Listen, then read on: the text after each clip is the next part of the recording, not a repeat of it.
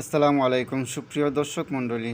আজকে আপনাদেরকে একটি হাফ শার্টের হাতা কিভাবে কাটিং করতে হয় আপনাদেরকে আমি খুবই অল্প সময়ে বোঝানোর চেষ্টা করব ইনশাআল্লাহ। তো এখানে হাফ শার্ট কাটিং করার জন্য আমি মূলত 11 ইঞ্চি কাপড় লম্বালম্বি করে নিয়েছি, ঠিক আছে। আর এভাবে চৌড়া করে আমি 8.5 ইঞ্চি কাপড় আমি নিয়েছি। তো ডাবল বাস করে আমি 8.5 ইঞ্চি কাপড় হয়েছে। মূলত এই কাপড়টুকু দিয়ে আমি একটি হাফ শার্টের হাফ হাতা কাটিং করব, আর আপনারা দেখবেন। তো ফার্স্ট টাইম আপনাদেরকে দিক নির্দেশনা দেই। দিক নির্দেশনাটি হলো, আমি ডাইন সাইডে হাতার উপরিভাগ রাখবো, আর নিচ সাইড রাখবো, মানে মুড়ির সাইড রাখবো আমি বাম সাইডে। এই যে হাতার আমি উপরের যে মার্ক আছে আমি মার্কটি দিয়ে দিচ্ছি। এদিকে হাতার মহড়া হবে আর ওইদিকে হাতার মুড়ি হবে। এখানে আমি 1 ইঞ্চি কাপড় এক্সট্রা নিতেছি। হাতার উপরের যে মহড়ার যে সেলাই হবে সে সেলাইয়ের জন্য আমি 1 ইঞ্চি কাপড় এক্সট্রা নিতেছি। আর মহড়ার ডাউন আমি আপনাদেরকে বলি, 0 থেকে 30 সাইজ পর্যন্ত আপনারা 2.5 ইঞ্চি ডাউন দিবেন, মানে মহড়ার দাগ দিবেন। তারপরে হাতার লম্বাটা হলো 7 ইঞ্চি, আমি 7 ইঞ্চি বরাবর একটি মার্ক করলাম। মুড়ি হইতেছে 12 ইঞ্চি, 12 ইঞ্চির অর্ধেকে আমি 6 ইঞ্চিতে একটি মার্ক করলাম। 6 ইঞ্চিতে মার্ক করলাম। এবার আমি এই মহড়ার জন্য আমি 8.5 ইঞ্চি মহড়ার জন্য 7.5 ইঞ্চিতে একটি মার্ক করলাম। এদিকে আমি 3টি দাগই আমি সোজাসুজি করে আমি টেনে নিব, ঠিক আছে। মূলত এই হাতা কাটিংয়ের জন্য আপনারা 3টি মার্কই করবেন। তারপরে এখানে আমি হাতের যে মুহুরির সেলাইয়ের জন্য যে কাপড়টুকু লাগে, সেলাইয়ের জন্য আমি 1.5 ইঞ্চি কাপড় নিতেছি। 1.5 ইঞ্চি এই 1.5 ইঞ্চি মার্কিংটুকুকে আমি সোজা করে নিব। তারপরে আমি মুড়ির যে মার্ক আছে আর মহড়ার যে মার্ক আছে, আমি দুটি মার্কে আমি শেপ কাট দিয়ে এইভাবে রাউন্ড শেপ করে দিব, ঠিক আছে, হালকা রাউন্ড যেটিকে বলে।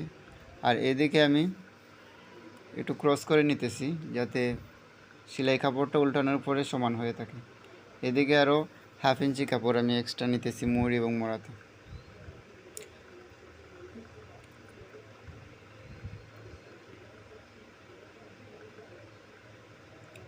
আমার কিন্তু হাতার সাইড মার্ক করা হয়ে গেছে।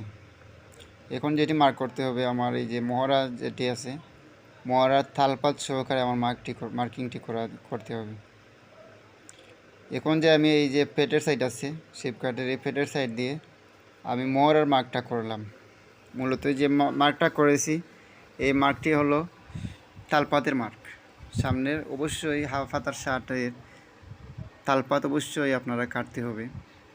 তো তালপাত কাটিংয়ের জন্য আমি 1/2 ইঞ্চি ডাউন দিয়ে দিব, ঠিক আছে। আর এই যে আমি মার্কটি করলাম, এটা হলো মহড়ার যে অরিজিনাল যে মার্ক, এই মার্কটি আমি করলাম। এখানে আমি তালপাতের যে চাকন মার্ক হবে, সেই চাকন মার্কের আমি একটি দাগ দিলাম।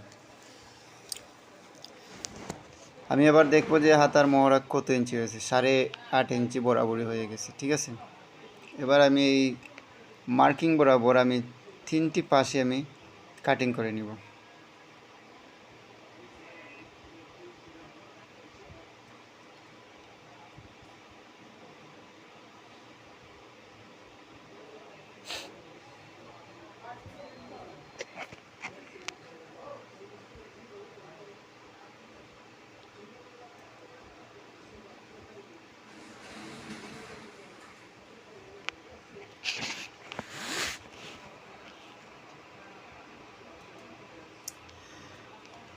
আপনাদের বোঝানোর স্বার্থে, আপনারা যাতে সহজ নিয়মে কাজটি বুঝতে পারেন, সেই জন্য আমি আবার এই যে হাতা কাটিংয়ের পরে যে এক্সট্রা কাপড়টি রয়েছে, আমি এক্সট্রা কাপড়টিকে এইভাবে আমি বিছিয়ে দিতেছি যাতে আপনারা বুঝেন।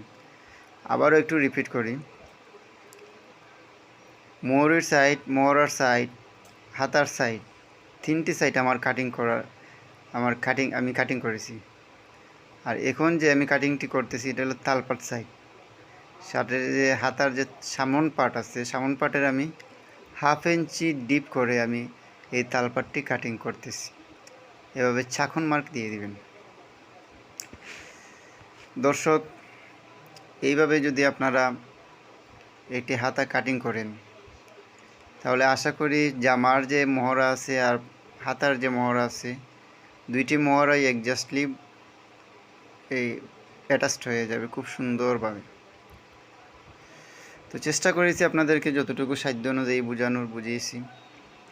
তারপরেও যদি আপনারা বুঝতে কোনো সমস্যা হয় ভিডিওটি আরেকবার দেখবেন, ঠিক আছে? কাজ শিখতে গেলে একটি কাজ বারবার দেখা লাগে। যত বেশি একটি কাজ দেখবেন তত বেশি ওই কাজটি সম্বন্ধে আপনাদের ধারণা, আপনাদের শেখা তত বেশি হবে, ঠিক আছে?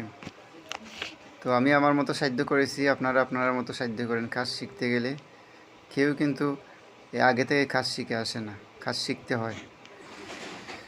তো বন্ধুরা, যদি ভিডিওটি ভালো লাগে চ্যানেলটাকে সাবস্ক্রাইব করবেন। আর অলরেডি যারা সাবস্ক্রাইব করেছেন তাদেরকে তো অসংখ্য ধন্যবাদ। আজ তাহলে এ পর্যন্ত, ভালো থাকেন। আসসালামু আলাইকুম ওয়া রাহমাতুল্লাহি ওয়া বারাকাতুহু।